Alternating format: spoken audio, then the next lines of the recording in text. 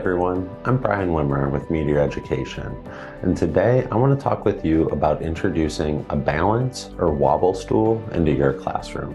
Now, a balance stool is a great tool to bring into the classroom because if you've ever sat on one before, you'll notice you immediately need to engage your core, you need to focus on your posture, and where your body is in space. And what this does with that movement of seating is it's going to increase the blood flow throughout your body and help you focus on the task at hand. All right.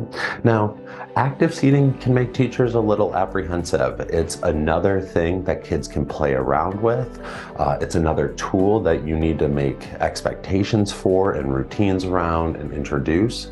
And that's where today I want to offer you a couple of ideas on how you might go about that. So the first thing that's really important to introduce to your students is the sturdy pyramid. So what do I mean by sturdy pyramid? Well, you'll see I have my 2 feet planted firmly in front of me as 2 legs of the pyramid and the stool as that third piece. So I can rock any direction and I'm going to feel stable and sturdy.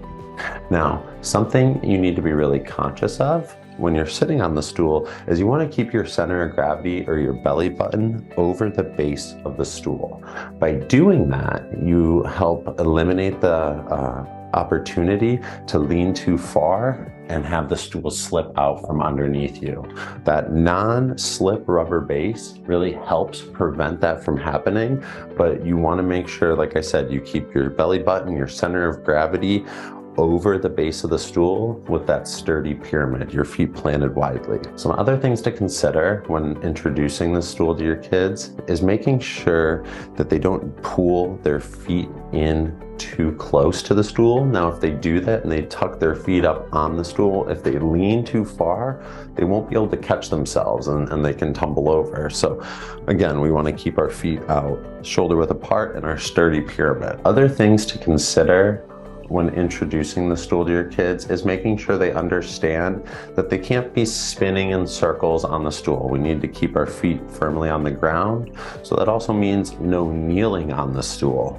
Those are 2 things that you really want to make sure your students aren't doing. Now, if students are having any trouble using the stool appropriately, or maybe they're just feeling like the active seating is a little too much for them that day, the best thing to do is have them take the stool and flip it over.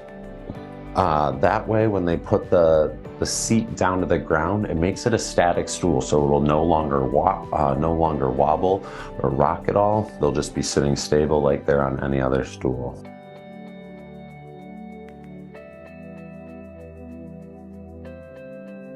So, taking 5 to 10 minutes to pull the class together, to introduce the sturdy pyramid, and to really go over the expectations is a great way of reinforcing that the balance stool is a tool for learning and not just a toy, all right? Some ways I've seen teachers do this is by, bringing a couple of kids up to the front of the classroom and having them demonstrate ways they should use it. If you have classroom technology, maybe you'll have teams of students make small videos on how they should and shouldn't use the stool. Maybe you want to have a little more control over that with the class, so you're going to take pictures of how kids can appropriately use the stool and how they shouldn't be using the stool, and make a poster to reference. I hope these tips and strategies have helped you, and if you have any other questions, please check us out at meteoreducation.com, and we'll do everything we can to help you.